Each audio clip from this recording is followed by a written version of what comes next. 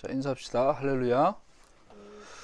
오늘은 107번째 파라샤, 민수기 11장 1절에서 35절 말씀을 잠깐 나누죠. 지난주에 민수기 10장에 드디어 은나팔 소리를 듣고 행진을 시작하는 장면이 나왔죠. 그러면서 전체적인 서술적인 관점에서 하나님께서 모세가 첫 번째 토라를 들고 내려왔을 때 금송아지 사건으로 인하여 무질서와 혼란해지죠. 그럴 때 이제 토라가 깨어지는데 모세가 두 번째로 올라가서 다시 토라를 받아 내려오죠. 그러면서 이제 이스라엘 가운데 질서와 이 규율이 잡히죠. 그런데 거기에 나서서 거기에 더불어 지난주 민수기 10장에는 행진을 앞두고서 은나팔 소리에 신호를 명하시죠.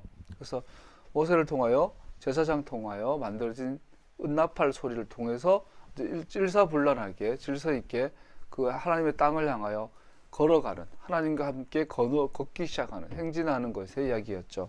그래서 토라만으로 충분하지 않다. 토라를 통해서 우리가 그 땅이 무엇인지, 하나님이 누군지, 내가 누군지, 세상이 무엇인지, 하나님의 의도와 의중과 목적이 무엇인지를 알고 그걸로 충분치 않고 신호가 필요한 거죠. 신호. 그래서 들 때가 있고 날 때를 아는 것, 시세를 아는 것, 그것 계시, 하나님의 의도와 의중을 알고 정확한 때를 아는 것. 우리가 군대 가면 제일 먼저 제식부터 가르치거든요.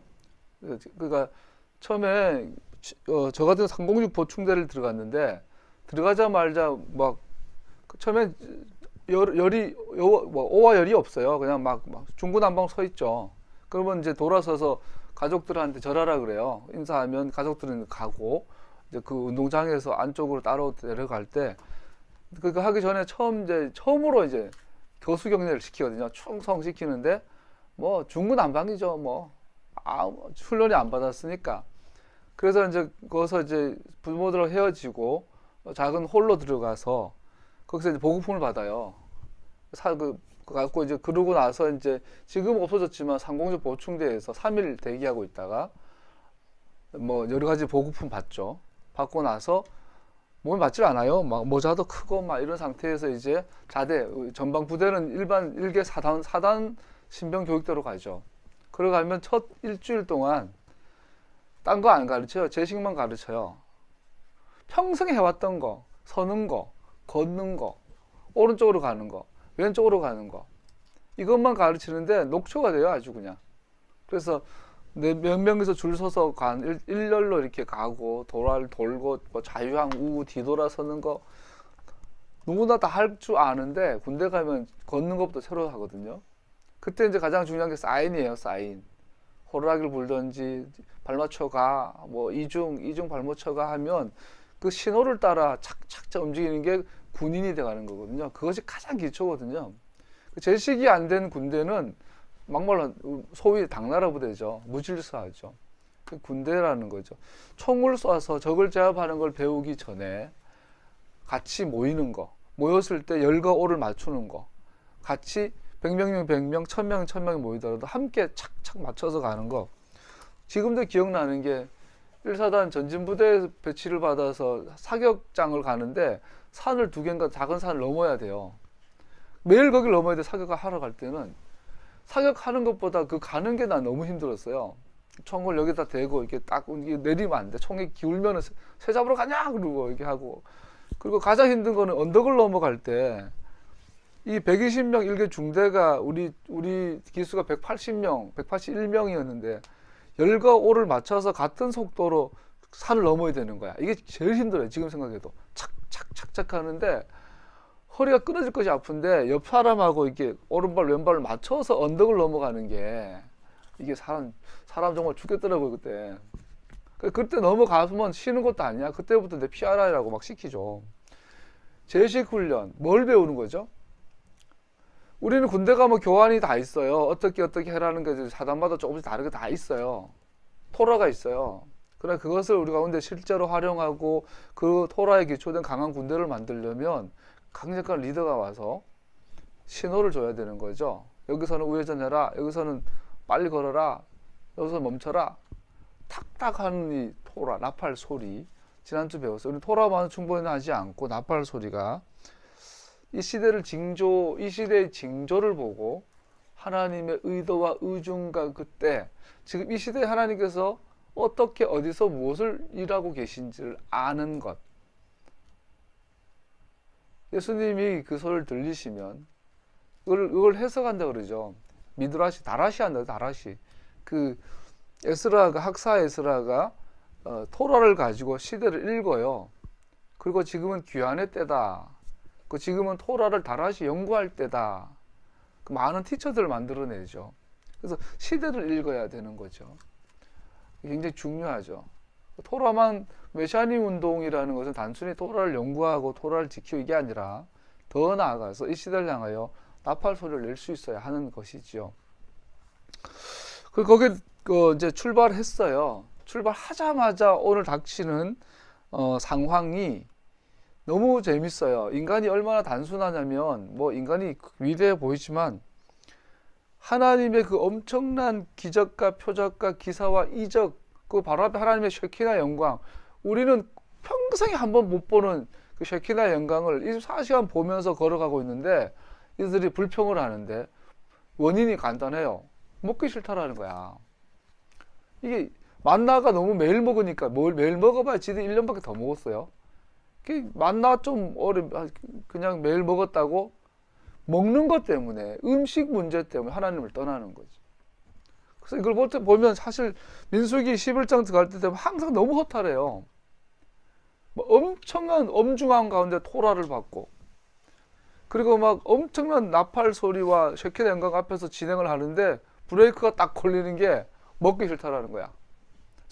팥 좀 달래. 부추, 전구지 좀 달래. 고춧가루 좀 타달래. 싱겁대. 짜대. 내 입맛에 안 맞대. 이 문제 가지고 어떻게 해요?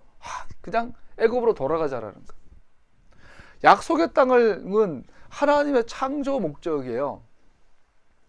지금까지 밝혀낸 우주의 별이 지구상에 있는 모래알 숫자보다 많대요.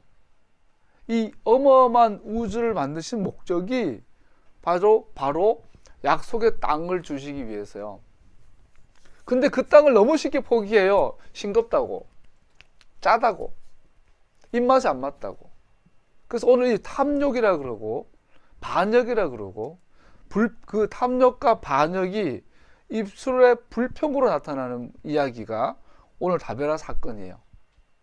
그래서 이거를 잠깐 살펴보는데 그 본성 속에 뭐가 있냐라는 거죠. 우리의 입에 정말 말도 안 되는 것으로 영혼을 버려버리고 영생을 놓쳐버리고 말도 안 되는 것으로 영원한 하나님의 섭리를 대적해버린 우리 인간의 이 한심함, 그 속에 탐욕이라고 말하고 그것이 우리의 입술의 불평으로 표출되는, 다른 말로 말하면 뭐죠? 만족하지 못하는, 족함을 알지 못하는 우리 속의 이 탐심에 대해서 리얼하게 보여주고 있죠. 1절에서 10절까지는 읽은 것처럼 불평이야 다베라 사건이 먼저 나오죠. 근데 여기서 큰 차이점이 하나 있어요. 불평하는 자들은 반드시 그 하나님의 진노도 좀 이게 사실은 좀 의아스럽잖아요. 그래서 다른 것도 아니고 우상을 숭배한다거나 하나님 없다 그런다거나 나 하나님 안 믿는다 그런다거나 그것도 아니고 얘네들이 수박 좀 먹고 싶다. 부추전 좀 해달라. 나는 경상도 출신이니까 먹을 때마다 고춧가루 좀 뿌려달라. 그랬더니 어떻게 해요? 죽여버려. 불에 태워 죽여버려. 백성들도 이해가 안 되고 하나님의 심판하시는 이 하나님의 모습도 얼핏 이해가 안 돼요.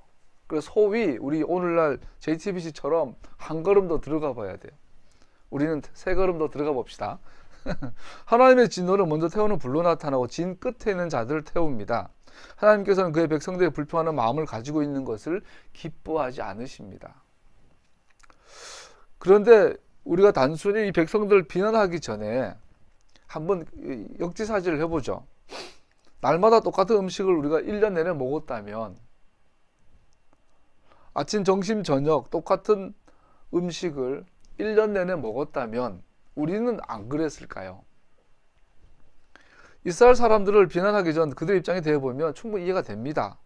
그래서 하나님께서도 불로 태워서 심판하셨는데 단순히 이들의 인간적인 불평에 대한 심판이 아닌 걸 알 수 있어요.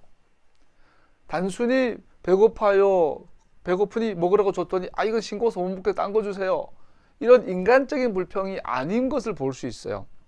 음식을 먹는 것은 생존 그 이상임을 하나님께서 이미 아시며, 인간이 살면서 인간이 누릴 수 있는 가장 큰 축복 중에 하나가 맛있는 음식을 먹을 수 있다는 거. 그래서 전도서에 보면 이 땅에 있는 동안 맛있는 거 많이 먹으래요. 그것이 과해서 우상이 되어버리면 문제지만 이왕 먹는 음식을 더 맛있게 조리해서 더 맛있게 먹을 수 있으면 그렇게 하라고 성경도 말하고 있죠. 그렇기 때문에 오늘날 이들의 불평은 단순히 음식 문제가 아닌 걸 알 수 있어요. 그러면 왜 하나님은 음식 때문에 불평하던 이런 자들에게 이렇게 끔찍한 진노를 불어넣으셨을까요? 그리고 더군다나 이 직전에 있었던 일들을 보면 더 이해가 안 돼요. 이 다베라 사건 있기 직전에 이스라엘 백성들은 그렇게 하나님께 불평하던 자들이 아니었어요. 성막을 건축한다, 너네들이 갇힌 거 허물해라 했더니 차고 넘칠 만큼 바치던 사람들이에요. 자신의 테루마들, 자신의 소유물들 가운데 가장 좋은 것들 하나님께 넉넉하게 바치던 사람들이에요. 그리고 더군다나 성령께서 특별한 기름을 부으셔서 성막을 건축하면서 자기의 모든 달란트를 사용했던 사람들이에요. 약속하신 순간에 하나님께서는 셰킨의 영광으로 임해 주셨고, 백성들 보는 가운데 미식간을 가득 채워 주셨고, 하나님께서 낮에는 영광의 구름으로 인도하여 주셨고, 밤에는 놀라운 임재의 불꽃으로 인도하실 것을 약속하셨고, 그것을 증명하시던 하나님과 이스라엘의 관계는 너무나 좋았던 직전까지만 해도 그런 상황들이에요. 그런데 너무나 뜬금없이 이 먹는 문제로 하나님과 이스라엘 백성들 일부 사이지만 돌이킬 수 없는 이 갭이 생기는 걸 볼 수 있죠. 이렇게 위대한 방법으로 하나님께서는 그의 백성들 가운데 계시기를 원하시고, 그들에게 주시마 약속하신 땅에 백성들 인도하시기 위해 필요한 모든 것을 책임지시겠다고 약속하셨고, 셰키나로 가시적으로 증명하고 계시는 상황입니다. 간단히 말하면 그는 그의 모든 전능하심과 그의 모든 사랑의 돌보심을 신뢰하도록 초청하셨습니다. 하나님께서는 그들로 믿기를 원하셨습니다. 그러나 불평하는 사람들은 믿음이 없는 불신앙의 사람들로서 마음속에 하나님보다는 자기 자신을 의지하려는 경향을 공공연히 드러낸 자들이었습니다. 그러니까 이들이 단순히 먹는 것 이상의 이 문제가 야기된 것을 볼 수 있죠. 하나님께서는 그들 헌신하시는 모습을, 성막 건축 헌신하시는 모습을 보고 셰키나로 증명하셔요. 걱정하지 마라. 내가 니들이 이 험한 광야를 지날 때 내가 너희와 함께 할 것이다. 너희 먹을 것과 입을 것 원수로부터 보호해주고 건강하게 해주고 아무도 병들게 하지 않겠다. 약속하셨음에도 하셨죠. 그런데 문제는 야금야금 그들 속에 뭐가 들어오냐면 단순히 음식에 대한 문제가 아니라 불신앙이 들어오기 시작했다는 거죠. 불신앙, 하나님을 신뢰하지 못하는, 하나님 약속을 믿지 못함이 그들 가운데 야금야금 자라난 것이 있었고, 그런 것들이 음식이라는 매개체로 표출이 되는데 그 표출된 방식이 뭐냐면 불평이에요. 근데 이 불평은 동시에 공교롭게도 11장 안에 모세도 불평을 해요. 백성들의 불평과 모세의 불평이 대비를 이루어서 구성되어지는 것이 11장이에요. 백성들의 불평의 차이는, 특징은 서로에게 해요. 옆 사람에게. 그것도 진 변두리에서, 진 끝에서. 항상 문제는 아웃사이더에게 대해서 많이 일어나죠. 그래서 지금도 이번에 최경환 의원이 국정원에서 1억 받았는데 내가 그걸 받았으면 동대구역에서 할복 자결을 하겠다. 난 동대구 잘 알거든요. 그래서 거기서 할복 자결을 하겠다. 옛날에 학교 다닐 때, 신학교 다닐 때 매일 다니던 동네 여기인데, 그러고. 그런데 그 국정원의 그 장부에 보니까 최경환 1억에게 1억 줬다는 기록이 나왔어요. 심지어 1억 정도가 아니라 수십억이라는 그 정황도 있죠. 자, 그런데 그분들이 아주 강성 박사모잖아요. 최경환 의원이. 박근혜라는 소위 적폐의 중앙에 들어간 사람들은 반성을 안 해요. 반성을 못 해요. 왜냐하면 이미 어제 여해? 정여해인가 최여해인가 그 자한당 최고위원이 포항 가서 그러잖아요. 이거 문재인 정부를 향한 하늘의 경고라고. 와. 어제 어떤 목사님이 여기 성산교회에 부흥회하시면서 그랬다네요. 문재인 정부가 교회를 건드려가 하나님을 건드렸기 때문에 교회 보고 세금 나라 했기 때문에 포항에 지진 온 거라고. 헐. 근데 그들은 그게 상식이에요, 보니까. 그게 그냥 농담이 아니라 그들은 진심이더라고. 왜 그게 가능할까요? 박근혜라는 적폐 중앙에 함께 있기 때문에. 안 좋은 예지만. 그래서 우리가 중앙에 들어가지 아니하면 반드시 그 변두리에서 불평이 생겨요. 변두리에서. 그러니까 사자도 영양을 공격할 때 그 무리의 끝에 있는 애들 공격하잖아요. 떨어진 애들. 그래서 기다리잖아요. 끝까지. 사자가 사냥 성공률이 10%가 안 되죠. 10번 애가 한 번, 근데 성공하는 때는 항상 기다리죠. 어떤 놈이 떨어지기를, 변두리에 남기를. 그래서 저 무리의 중앙에 들어가지 않은 불평한, 쉽게 말해가, 이 백성들은 그랬어요. 이 성막 중심에, 모세 리더십 중심에서 자꾸 가로 나와서 가장자리에 끝에서 지들끼리 불평하는 거야. 야, 이 맞나 이거? 처음에는 뭐 하늘에서 생기니까 신기하고 맛도 달콤하고 괜찮더만 질리지 않니? 거기서부터 시작하는 거예요. 그냥 입맛 하나로. 그러다 보니까 밤에 술 한잔 하면서 그러면서 야, 너는 나랑 마음이 통하네. 야, 하나님 너무하다. 그 나중에는 결국은 약속했다는 저 별거 있어? 가봐야 만다. 이게 맞대가리고 이거는 뭐 줄 건데. 차라리 우리가 조금 힘들었지만은 부추도 먹고 소맥도 하고 치킨도 치맥도 하고 했던 그게 좋지 않아? 그러면서 이게 커지는 거죠, 이게. 근데 모세의 불평은 반대예요. 모세도 힘들어. 하나님한테 차라리 나 죽이라고. 이게 이놈들이 내 새끼냐고. 하나님 새끼 아니냐고. 하나님 새끼를 왜 내한테 맡겨서 와 나보고 이 고생 시키시냐고. 그런데 다른 거는 뭐예요? 모세는 하나님한테 다이렉트로 나갔어. 끝에서 지들끼리 수군거린 게 아니라 하나님한테 직접 직고해요. 하나님, 이 문제가 있사온데 나 죽겠습니다. 그때 어떻게 해요? 하나님께서 그 불평을 인정해줘요. 그래, 네가 힘들겠다. 모세야, 내가 힘들겠다. 그런데 하나님께서 이렇게 힘들겠구나라고 해주실 때는 이미 하나님 속에는 뭐요? 계획이 있어요. 70의 장로를 데리고 와라. 너뿐만 아니라 걔네들에게도 내가 선지자 영을 부어주겠다. 그랬더니 여수아가 엘닷과 빌닷인가? 얘들은 모세 말도 안 들어. 집 나오라니까 나오지도 않고 자기 텐트 안에 있으니까 텐트 안에 있는데도 하나 영이 임하고 예언을 하죠. 여수아가 모세 어른, 저놈들은 모세 리더십에 반기가 들 수도 있습니다. 그만두게 하십시오. 모세 진심이 나와요. 이들뿐 아니라 이 백성 전부가 예언했으면 좋겠다. 하나님 영으로 임했으면 좋겠다. 이것이 하나님의 계획이었어요. 이게 메시아 왕국에 대한 특징인데 그것의 내용이 오늘 기록되어 있는 거죠. 오늘날 여러분과 나도 신앙생활을 하면서 반드시 우리 속에 불만이 생겨요. 불만 없으면 그건 로봇이죠. 근데 문제는 이 불만을 어떤 방식으로 어떤 방법으로 해결하느냐가 모세가 될 것인가 다베라의 변두리에서 불에 타 죽은 사람이 될 것인가를 결정해요. 그것은 우리의 선택이에요. 모세처럼 하나님 앞에 나와서 겸손하게 직고할 것인가 아니면 다른 사람들에게 수군수군하며 불평을 전염시킬 것인가. 그것은 여러분과 나의 결정에 달려 있습니다.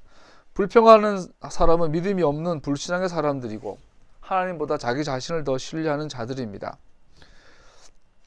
그들은 성막을 건축할 때 막 힘을 다해 주를 사랑하는, 즉 랍비들은 네가 마음을 다해 뜻을 다해 힘을 다해 할 때 그 힘을 다해 사랑한다는 것을 고대 랍비들은 전통적으로 물질을 이야기해요.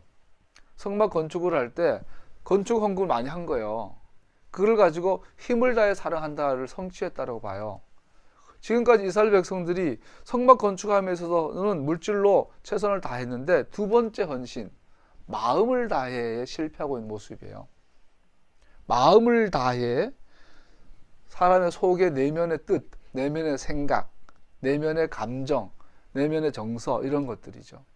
그것으로도 하나님을 사랑해야 되는데 지금 이 백성들은 그거에 대해서 실패하고 있는 모습이죠.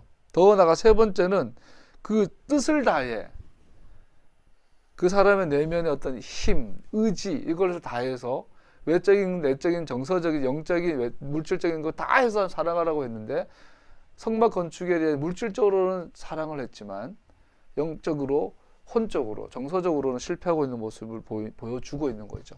라피드는 그렇게 이해한다고 합니다. 11절 이후에는 모세의 불평이 나오죠. 엄밀히 말하면 모세와 하나님의 대화죠. 백성들의 지도자인 모세는 하나님 앞에 그의 마음을 털어놓습니다. 이 부분에서 우리가 가장 중요한 것은 불평하는 것과 대비하여 주님께 마음의 짐을 내어놓는 것의 차이를 보여줍니다. 불평하는 것과 하나님께 자기의 속마음을 토로하는 것의 차이를 보여줍니다. 모세의 행동은 받아들여졌지만 백성들은 받아들여지지 않았습니다. 그 차이는 무엇일까요? 처음 불평이 주님께 들으시는 가운데 분명히 진 가장자리, 변두리에 있었다는 것을 주목하십시오. 백성들은 다른 사람들에게 말을 했고 말을 옮겼고 모세는 하나님께 직접 말씀드렸습니다. 하나님께서는 당신의 백성들의 자신들의 짐과 고통을 가지고 그에게 나아오는 것을 기뻐하십니다. 하나님께서는 참으실 수 없는 것은 형제들 가운데 다툼이 퍼지는 것입니다. 잠언 16장에 보면요, 주님께서 미워하시는 것, 주님께서 싫어하시는 것이 17가지이다. 교만한 눈과 거짓말하는 혀, 부지한 사람을 피 흘리게 하는 손과 악한 계교를 꾸미는 마음과 악한 일을 저지르려고 치닫는 발과 거짓으로 증거하는 사람과 친구 사이를 이간하는 사람이다. 이 잠언 기자는요, 모세 공동체 진변두리에서 불평하고 이 불평을 옮기는 이것을 이간한다고 표현하고 있어요. 이간질하는. 영국의 그 교회들이 비상이 걸렸대요. 우리나라 신천지의 이만희 집단이 영국과 가서 포교를 시작을 했는데 영국의 대형교회 중심으로 그 신천지가 기존의 교회에 와서 하는 것이 이간질 방식이죠. 자꾸 불평 불만, 가장 중요한 게 담임 목사님에 대해서 불평 불만하게 만드는. 근데 문제는 이거예요. 담임 목사님이 실제로 그런 불법을 행하고 있단 말이야. 그럼 이게 먹히는 거죠. 그죠? 안 해도 먹히는데 있으면 더 먹히죠. 친구 사이 이간하는, 이것을 하나님께서 가장 미워하고 싫어하는 것 중에 하나랍니다. 모세는 그 상황을 하나님께 곧바로 가져왔습니다. 여호수아에게도 불평하지 않았어요. 하나님 도대체 왜 이러는지 모르겠다. 야, 여호수아야. 다른 사람은 몰라도 여호수아한테 할 수 있잖아요. 여호수아야, 야, 네가 생각해도 하나님 너무 심한 거 아니야? 도대체 나한테 왜 이래? 내가 뭘 잘못했는데 저놈들이 고춧가루 먹고 싶다는 것까지 내가 들어줘야 돼? 그러면서 할 수 있잖아요. 그러면 여호수아가 이렇게 또 불평에 또 물들 수 있잖아요. 근데 모세는 그러지 않았다라는 거죠. 하나님 앞에 직고했어요. 모세는 이 백성들을 어미가 어린아이를 돌보듯이 인도할 책임이 자기 없다고 불평합니다. 사실은 뭐 불평이라고 할 수 있겠죠. 하나님 앞에. 모세는 나아가 자신은 나는 지쳤으며 그의 백성들의 짐을 질 것을 하나님께 기대하신다면 주님, 이 짐을 나보고 지우라 한다. 난 죽을 겁니다. 라고 있는 그대로 토로하죠. 그때 하나님의 반응이 재밌어요. 하나님께서는 모세에게 분노와 실망을 보인 것이 아니라 이해와 긍휼 그리고 대안을 가지고 응답하십니다. 70인 장로를 부르라고 하시고 모세와 함께 하나님 앞에 설 것을 명하십니다. 모세야, 네 불평 내가 이해하겠다. 그리고 그것이 사실이다. 너는 리더가 아니야. 모세, 너는 리더가 아닌 거 알아. 성령이 리더야. 명령하고 있는 거죠. 그들은 모세와 함께 그들의 백성의 짐을 나누어 지게 될 것입니다. 하나님께서는 백성들이 원하는 바로 그것을 고기, 더 많은 고기를 주실 것을 약속하십니다. 백성들에게는 원하는 것을 들어주세요. 고기 먹고 싶어? 고기 줄게. 모세의 원하는 것을 들어주세요. 모세 힘들어? 그러면 네 혼자 하지 않고 내가 같은 70명의 리더를 보내줄게. 하죠. 여기서 우리는 구원받은 사람들의 또 다른 중요한 삶의 원리를 발견하게 됩니다. 족함을 아는 것. 하나님의 백성들의 특징, 하나님의 십자가의 보혈로 구원받은 백성들의 삶의 가장 중요한 원리이자 특징은 족함을 아는 것입니다. 만족할 줄 아는 것. 자족할 줄 아는 것. 그리고 이 자족하는 것은 성령의 역사하심과 관계에 있다라는 것을 본문은 보여줍니다. 우리 어제 이제 한국사 공부하다가 원효 얘기 나왔어요. 원효랑 의상이 중국에 유학 가려고 불교 공부하려고 출발했는데 허름한 집에서 잠을 자는데 원효가 그 해골 바가지에 있는 물 마시고 속이 시원했는데 알고 봤더니 해골 바가지야. 골수야, 골수. 그랬더니 의상은 계속 공부하러 가고 원효는 야, 모든 것이 사람 마음에 달렸구나. 그러고 돌아오죠. 그리고 그 자기의 모든 길거리를 내려놓고 거지처럼 살죠. 그리고 이제 원효 자체가 평민이니까 그 당대에서 이게 기득권이 없으니까 살아있는 그 통일신라 시대 현실에서 원효 자체도 희망이 없는 거예요. 그러니까 이제 가난한 백성들 위주로 이게 포교를 활동하면서 아미따 신앙, 그 내세 신앙, 죽어서 성불하세요 이렇게 하는 거죠. 근데 의상은 유학을 다녀와가지고는 원효랑 다른 쪽에 서죠. 현세를 강조하는 관음신앙, 나무 관세음보살 이걸 만들어내죠. 그래서 무슨 말이냐면 갑자기 그 생각이 나서 족함을 아는 것, 만족함을 아는 것. 뭔 말 하다가 갑자기 원효기가 나왔냐?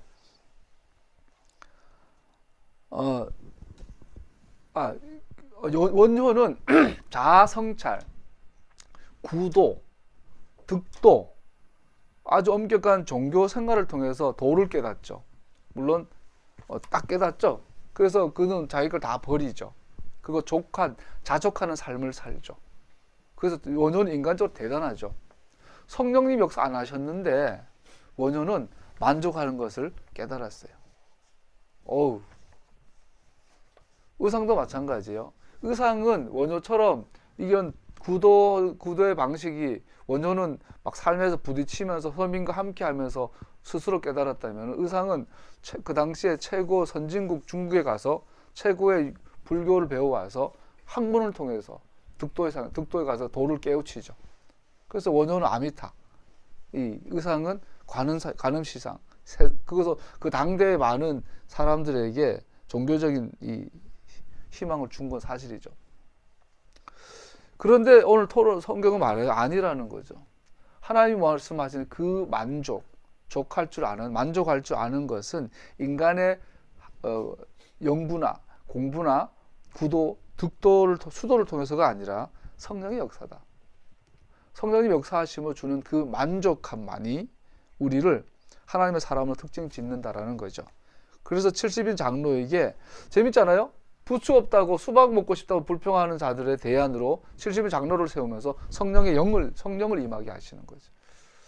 이것은 많은 학자들이 여러 가지 이해를 하면서 예수님에 대한 모세의 리더십을 인정하지 않는 거예요. 결론은 모세 너는 이스라엘 리더가 아니야. 이스라엘 리더는 성령의 사람, 궁극적으로 메시아에 대한 이야기를 하고 있는 것을 볼 수 있죠. 모세의 반응은 교훈적입니다. 주의 백성 모두가 선지자들이 되었으면 그들 위해 주의 백성, 하나님 백성 모두가 성령의 부으심을 받았으면 이것이 오늘 본문의 가장 중요한 핵심입니다. 모세는 백성들의 삶에 성령의 임하심은 그들의 마음이 바뀌고 마음과 뜻과 힘을 다해 하나님을 사랑하는 것을 배우게 된다는 것을 의미함을 알고 있었습니다.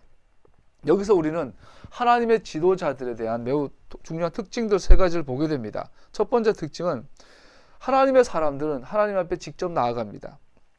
가서 하나님의 말씀을, 하나님의 처방을 최우선에 둡니다. 자기의 감정이나 다른 것에 하지 않죠. 두 번째, 하나님의 백성들의 특징은 그는 백성을 향한 순수한 관심을 나타내 보입니다. 백성들이 모세를 공격할 때 이것은 저들이 나를 미워서 그런 것이 아니라 저들의 약함, 영적인 핍절이 때문인 것을 보게 됩니다. 무슨 말이죠? 모세는 하나님께서 성령을 70인 장로에게 부을 때 70인 장로뿐 아니라 이스라엘 전부가 성령 충만했으면 좋겠다. 그러면 저들은 불평하지 않고 만족할 거야. 이거를 통해서 모세가 보여주는 것은 뭐냐면 이스라엘 백성들이 모세의 리더십에 도전하는 것은 모세가 마음에 안 들어서가 아니라 저들의 영혼이 결핍되어져서 저들의 영혼에 하나님의 영의 역사심이 없기 때문이구나라는 걸 보았다라는 거죠. 이것이 하나님의 리더자의 두 번째 특징이고요. 우리 주변에 그러잖아요. 서로 이렇게 살면서 겉으로는 막 너 내한테 왜 그래? 난 니한테 서운해. 하지만 원인은 하나예요. 하나님의 성령의 역사심, 그의 영혼 속에, 그의 내면 안에 하나님의 성령의 역사가 없기 때문인 것이죠. 세 번째 특징은 모세는 자기 자신의 왕국을 건설하지 않았죠. 하나님의 왕국으로 하나님의 영광을 돌려드리는 데 열심이었죠. 그리고 이 말은 무슨 말이냐면 모세는 하나님의 영으로 말미암아 하나님과 교제하는 것이 소수 엘리트에게만 속한 것이라고 생각하지 않았죠. 이것이 세 번째 지도자의 특징입니다. 자, 모세는 자신에게 임했던 성령의 역사만큼 이스라엘 백성 전체가 임하기를 바랐다. 이것은 하나님의 뜻인 것을 모세가 알았죠. 이것은 성경 전체를 통과하는 하나의 메시지입니다. 모세는 자신과 같은 사람에 의해 인도되는 공동체가 아니라 하나님의 신에 의해 인도되는 공동체를 갈망하고 있음을 보여줍니다. 예레미야는 새 언약이 그 나라 백성 전체의 마음에 새겨지는 때를 고대하고 있습니다. 예레미야 31장 작은 자로부터 큰 자까지 그의 신부에 새 언약을 새겨주겠다. 모세 같은 지도자로 인도된 나라가 아니라는 거예요. 성경이 말하는 나라는. 요엘 선지자는 하나님의 신을 모든 육체 위에 부어줄 것을 예언합니다. 에스겔은 그의 신이 인간의 마음속에 놓을 마지막 날에 대해 기록하고 있습니다. 그는 백성들이 하나님의 길로 행하여 주님의 계명을 지키게 될 것을 예언하고 있습니다. 모세는 또 신명기 20장에서는 이를 흩어진 백성들을 다시 모아 그들의 마음에 할례를 행하고 그들로 자신의 길을 행하게 할 것이라고 했습니다. 모세는 새로운 지도력에 대해 구하고 있습니다. 궁극적인 메시아에 대한 지도력에 대해서 갈망하고 있죠. 성경 전체를 말해요. 모든 지도력은 메시아에게서 오는데 메시아의 영이신 성령이 모든 백성들의 각자의 신비에 새겨져서 역사에서 메시아를 따라가는 그 나라를 갈망하고 있는 것을 보게 됩니다. 이것을 오늘날 우리는 우리들에게 적용해 봅시다. 말씀을 마무리하겠습니다. 우리 각자가 오늘 본문으로부터 마음에 새겨야 할 교훈들이 있습니다. 만족함을 아는 것에 대한 교훈은 고대 이스라엘처럼 오늘날 우리도 반드시 배워야 하는 것입니다. 오늘날 풍족한 사회를 살면서 우리는 우리 자신에게 무엇이 우선인지를 정기적으로 질문해 보아야 합니다. 우리가 살면서 불안하고 불평하고 만족하지 못하는 그 원인에 뭐가 있냐면 진짜 중요한 것이 무엇인지를 놓쳐버렸기 때문이라는 거죠. 내 생각에는 집이 중요해요. 연봉이 중요해요. 차가 중요해요. 그러다 보니까 우리는 그거를 자꾸 비교가 되잖아요. 우리에게 만나는 여러분과 나는 부족함이 없어요. 사실 먹고 살고 인간답게 사는 것에 있어서 하나님은 사실 이미 다 주셨어요. 현재적으로. 근데 문제는 우리 속에 만족감이 없어요. 여러분과 내가. 왜? 비교하니까. 신발 없지 않잖아요. 여러분. 이 겨울에 발 시렵다고 신을 신발이 없지 않잖아요. 마음에 들면 나가서 부츠 살 수도 있잖아요. 우리 교회 여러분과 나는 사실 서울에서도 굉장히 가난한 교회고 가난한 편에 살지만 그런다고 여러분 굶거나 뭐 추워 얼어 죽지 않잖아요. 그런데 신발을 사러 갔는데 문제는 옆에 나이키가 있다라는 거야. 아디다스가 있고 필라가 있고 이것이 우리에게 불만을 주는 그때 놓치고 있는 게 원인이 뭐냐면 진짜 중요한 게 뭐냐. 세상이 중요한 것을 내가 중요하게 보니까 비교하게 되고 불평하게 된다라는 걸 말하고 있는 거죠. 본문이. 그럼 우리는 정기적으로 어떻게 해야 돼요? 정기적으로 이 말은 하나님 앞에 나아갈 때마다 토라 앞에 설 때마다 기도할 때마다 진짜 중요한 게 뭐냐 해보면 다 받았어요. 만나를 받은 좀 꿈 같지 않아요, 여러분? 예수님은 그러잖아요. 내가 하늘에서 내려온 만나다. 나를 먹으면 살리라 영원히. 이 만나를 받은 이스라엘 백성들이 이것이 정말 중요한지를 모르니까 어떻게 돼요? 부추 먹고 싶어요. 마늘 먹고 싶어요. 수박 먹고 싶어요. 안 먹어도 되는데 없어도 되는데 그것 때문에 영혼을 팔아버려요. 영생을 포기해버린. 이것이 그대로 오늘 우리도 그렇고 있다는 거죠. 여러분과 내가 불안해하고 만족하지 못하고 나아가서 감사하지 못하고 불안해하니까 감사하지 못하니까 다른 사람들에게 너그럽지 못하고 왜 이럴까? 진짜 중요한 게 무엇인지는 놓쳐버리고 만나가 정말로 중요한데 그것은 중요한지 몰라. 대신에 남들 눈에 보기 중요한 거. 몇 평에 사니? 화장실 몇 개 집에 사니? 몇 cc 차를 몰고 다니니? 메이커 신발 얼마짜리 입었니? 신었니? 여기에 우리가 가니까 마치 이스라엘 백성들처럼 배고픈데 수박 먹고 만나면 만족 안 되고 하나님 주신 것으로는 만족이 안 되고 부추 먹고 싶어요. 고춧가루 없어요. 너무 짜요. 그러다가 하나님 진노 앞에 서게 되는 어리석은 모습. 문제는 그것이 오늘 우리 삶에도 여전히 매일매일 재현되고 있다는 거고 도시화되고 산업화되고 모든 공산품이 지배하는 사회가 되고 아까 그 뉴스 들었더니 그분 기억 안 나네. 하여튼 제가 좋아하는 코너예요. 그 과학으로 정치를 말한다 이 코너. 거기 보면 강장구 그 과학부 기자가 그런 말을 해요. GIG, 긱 이코노미에 대해서 개념을 설명해 주더라. 긱. 그래서 어떻게 해석을 해야 되냐. 그러니까 자기도 뭐 정확하게 표현을 못 하겠는데 쉽게 말하면 임시직, 그러니까 정규직이 아닌 그 계약직, 임시직 위주의 경제 구조를 말한다는 거죠. 그래서 앞으로 현재 경제와 앞으로 미래의 경제는 긱 경제가 될 거예요. 긱 경제. 긱이라는 것은 좋게 말하면 프리랜서, 전문가, 태스크포스 팀, 전문가 팀이 되고 열정팀이 되지만 이 부정적인 면에는 이게 정규직이 아닌 거예요. 그래서 대기업이나 큰 그룹의 극소수만 앞으로 이제 그 AI, 인공지능이 산업을 주도하게 되면 그 AI를 주도하는 소수 엘리트들이 있다는 거죠. 경제 엘리트들. 걔네들은 AI 기술을 컨트롤하는, 오늘날 저기 마이크로소프트처럼, 구글처럼, 네이버처럼 IT 회사가 주로 그렇다 그래요. 이런 대기업이나 이런 IT 쪽의 그 소수 엘리트들은 AI를 다스린대요. 근데 문제는 절대 다수 인간은 AI 시스템, AI조차도 하기 싫어하는 일들을 하게 되는 단순 노동자, 단순 정규직, 단순 그 노무자, 단순 임시직들이 된다라는 거죠.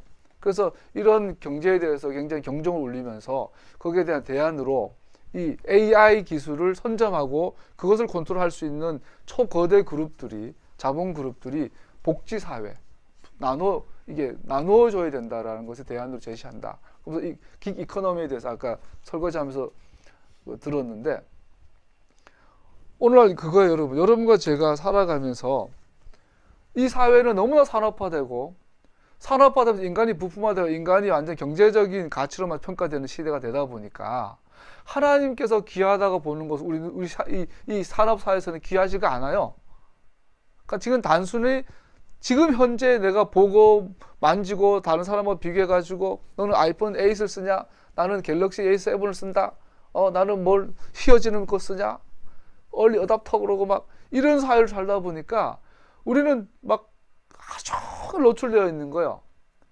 정말로 중요하지 않은 것에 영혼이 발려버린 사회를 살아가고 있는 거죠. 그런 우리에게 오늘 본문은 굉장히 중요한 것을 가르치고 있어요. 자족할 줄 알아야 한다. 만족할 줄 알아야 한다. 감사하지 못하는 것, 만족하지 않기 때문이다. 왜 만족하지 못하냐? 정말 중요한 것이 무엇인지 놓쳐버렸기 때문이다. 왜 놓쳐버렸냐?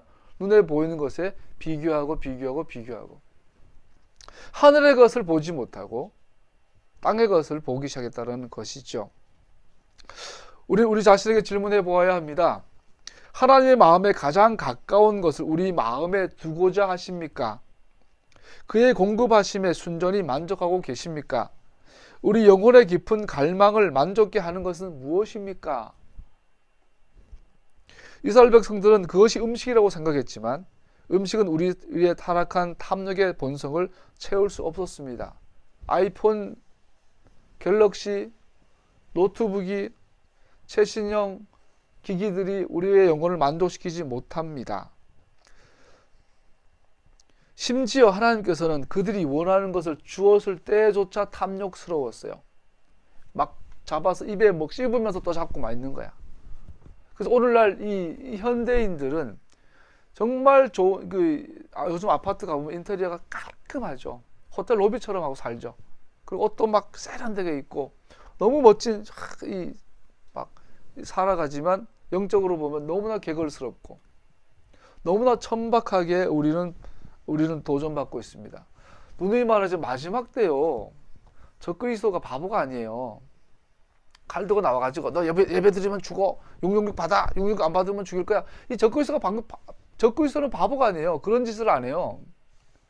적그리스도는 우리를 정말 우리가 너무나 합리적이고 너무나 동의해서 하나님을 떠나게 만들어요. 막 내가 하나님이야 나한테 저래 그딴 식으로 하지 않아요. 그러면 다 거절하지. 바보 아닌 다음에서야. 그렇게 사실은 오늘날 하나님의 말세라 그러고 하나님 믿는다는 사람들이 오히려 더 속았을지도 몰라요. 속고 있는지도 몰라요. 지금 제가 보기에는 확실히 그래요. 세상 사람들이 보는 참을 교회는 못 봐요. 세상 사람들이 보는 정의를 교회는 못 봐요. 아까처럼 그 포항에 사고가 났는데 난 하나님 은혜야. 그래서 이게 신앙이 아닌 과거 세상 사람들 표현하면 천우신조야. 세상 표현으로 하면은 국운 융성의 시기가 시작이 됐어요. 이번 정권 교체를 통해서. 하루만 더 늦게 지진이 났으면 어떡할 뻔했어요. 애들 시험 치다가 막 건물 무너지면 어떡할 뻔했어요. 포항에 그 엄청난 지진이 왔는데 사람이 한 명도 안 죽었어요. 이게 우연인가요? 하나님의 은혜죠.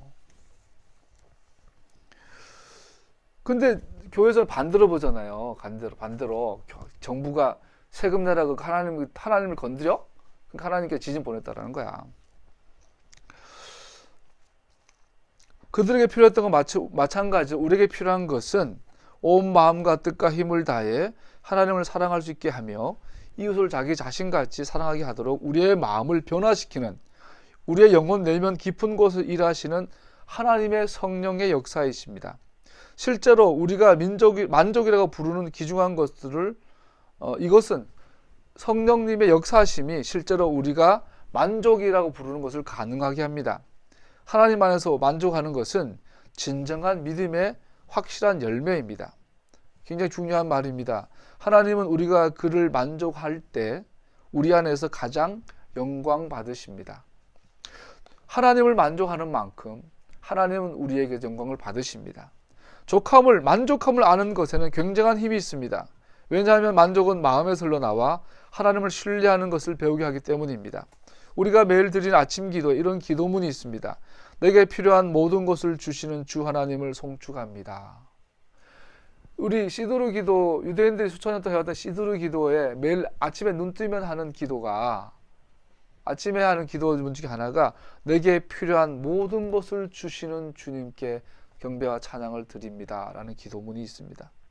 그러나 우리는 정말로 하나님께 우리가 필요한 모든 것을 주셨다고 믿습니까?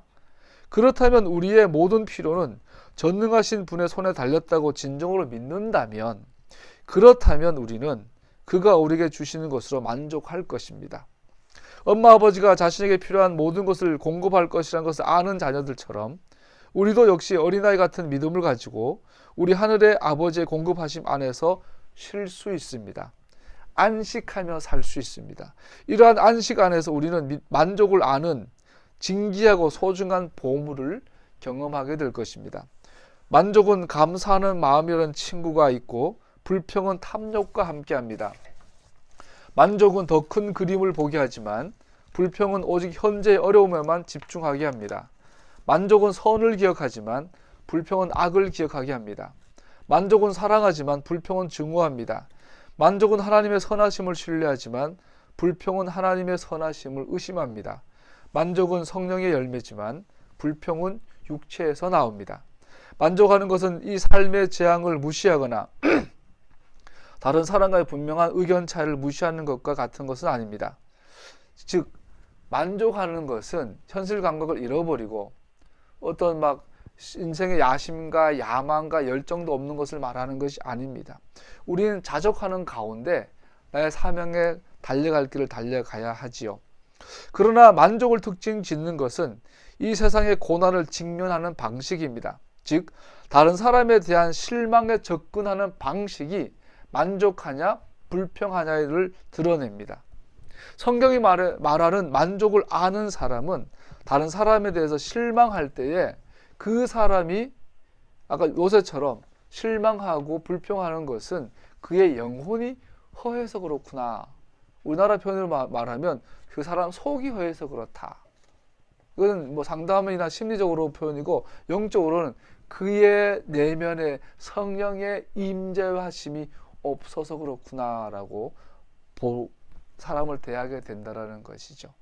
그렇다면 우리 민족, 여러분과 나에게 유일한 희망은 성령님이에요.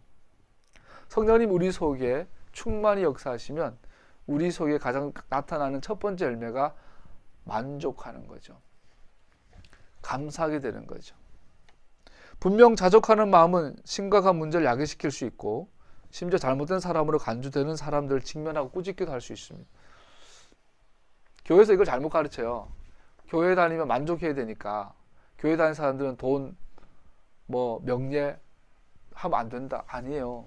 우리 전도서에 보면 나오잖아요. 네가 돈이 있느냐? 그러면 무역에 투자해라.